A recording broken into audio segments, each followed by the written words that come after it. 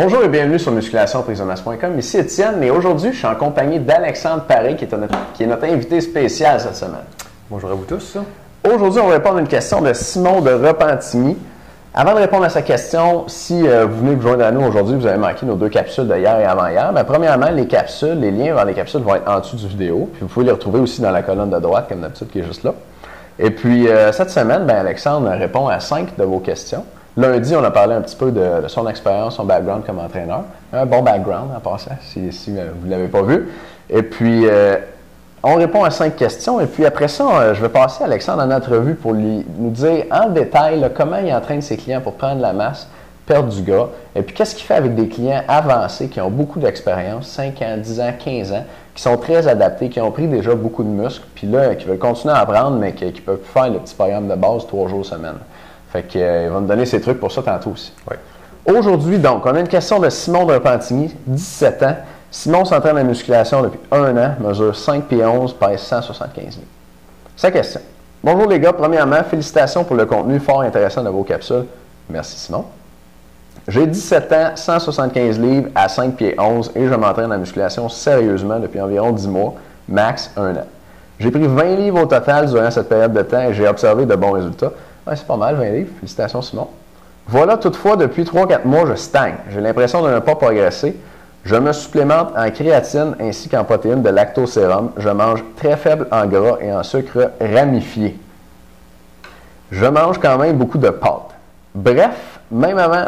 OK, après ça, Simon nous dit qu'il s'est blessé à l'épaule. Puis, Simon, pour bien répondre à ta question, je vais t'envoyer de l'information additionnelle dans un courriel. Mais pour les gens en général qui n'ont pas eu de blessure aux épaules, on va faire comme si tu t'étais pas blessé. Okay? Fait qu'aujourd'hui, Alex, il n'y a pas de blessure, ça va bien, Simon est en bonne santé. Fait qu'il nous dit, même avant ces blessures, je stagnais. Mais je tenais à vous en faire part quand même. En ce moment, je prévois recommencer la muscu d'environ 1 semaine. Et puis, je trouve ça très plate de s'être blessé puis de stagner depuis un petit bout. Fait qu'il nous dit, je veux donc avoir des conseils pour briser ce plateau. Je veux prendre la masse musculaire. Donc, on a ici quelqu'un qui a 1 an d'expérience, pris du muscle au début, 20 livres en 1 an, ça fait 3-4 mois que ça avance plus puis il veut briser son plateau. Qu'est-ce que tu ferais? Bien, en fait, là, j'espère, Simon, que c'est bien 20 livres de muscle, là. Des fois, quand on mange beaucoup, on augmente notre apport alimentaire, on se met à prendre du poids, puis c'est classique de prendre du gras un peu parce que on mange plus, les calories rentrent, ça donne du muscle, ça donne un peu de gras aussi. Ouais.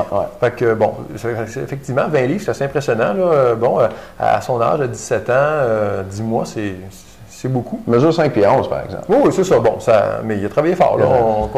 Sûrement. Good job, Simon. Oui.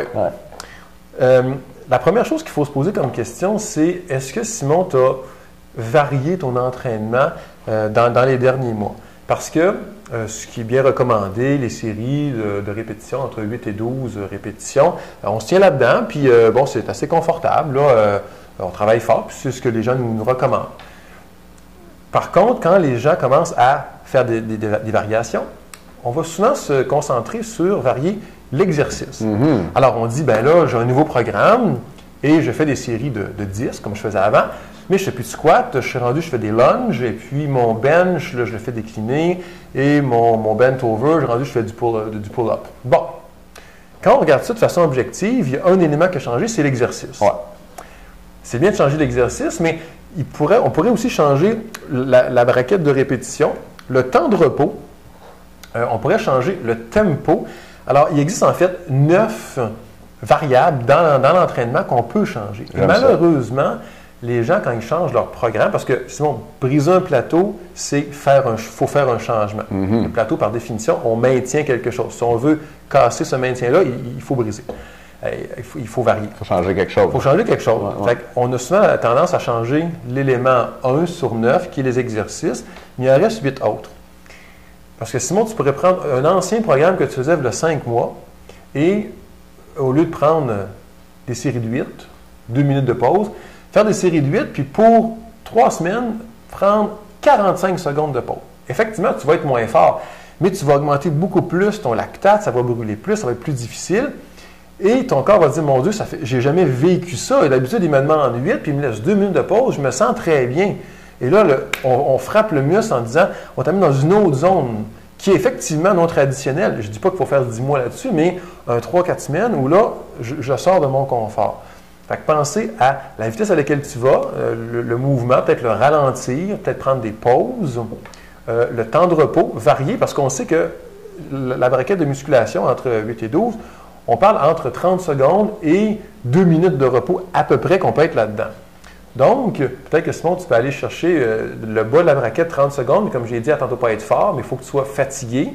Puis dans le 2 minutes, quand on augmente le temps de repos, on est plus fort. C'est valorisant. Des fois, on aime ça au gym, un peu l'ego, mettre plus lourd.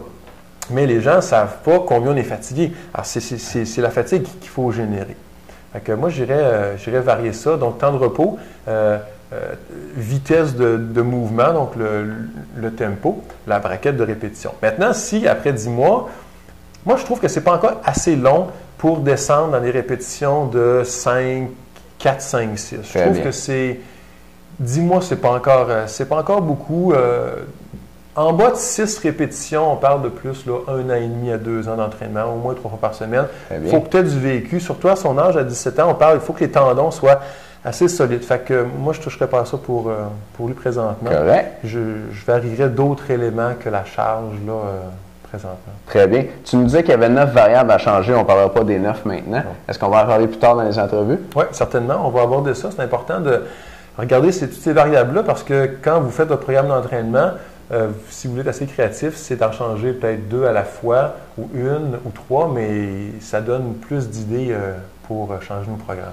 Puis, changer les exercices, moi, je pense qu'il y a beaucoup de monde qui tombe dans ce panneau-là. C'est ce que les gens font par défaut. Oui. Puis, je me suis rendu compte à un moment donné que si tu changes tout le temps tous tes exercices, tu fais ton programme, mettons 4 semaines, 6 semaines, là, à la fin de ton programme, tu es rendu fort à ton exercice. Fait que là, tu as un stimulus d'entraînement qui est puissant. Oui. Puis là, tu changes de programme, tu changes d'exercice, tes charges baissent, forcément, parce que tu n'es pas habitué avec les nouveaux. Puis là, dans le fond, à chaque programme, tu as juste le temps de te rendre à la fin de ton programme, de devenir fort, de pousser ton corps un petit peu, puis tu recommences dans le facile. Tout à fait. Ouais. Puis, on dirait que quand on change un programme, on veut changer quelque chose qui est visible. Oui, absolument.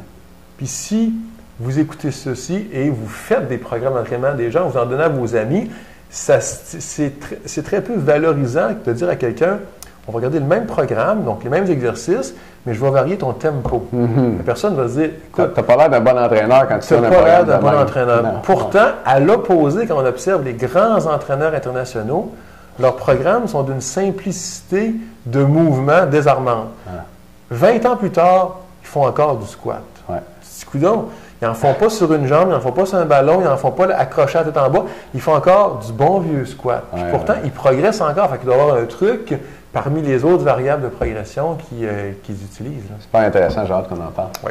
OK. Fait que dans le fond, pour Simon, si je résume, là, peut-être que Simon n'a pas assez varié son entraînement. Probablement que. Il a stagné. C'est pour ça qu'il prenait plus de masse à la fin. Oui, moi, j'ai l'impression qu'il est là. Tout à fait, la variation. Puis comme j'ai dit, je ne lui suggérerais pas, parce qu'on a la variété, on a aussi l'intensité, qui est quelque chose de bien important. Mais je pense que au niveau où il est rendu, on ne parlera pas d'intensité tout de suite. Il faut encore qu'il explore toutes les facettes de la variation avant d'aller dans les facettes de l'intensité. Donc, là, qui pourrait varier, on a mentionné les exercices, mais ce n'est pas l'idéal. Le temps de repos entre les séries, puis la vitesse d'exécution des répétitions. Exactement. OK. Fait que ça sera déjà une bonne base pour toi pour varier ton programme, Simon, pour recommencer à prendre la masse. Simon, j'espère qu'on a bien répondu à ta question. Ne manquez pas notre réponse demain avec Alexandre. Oui. Il y en a d'autres sur musculationpuissance.com. À demain, les gars. Merci.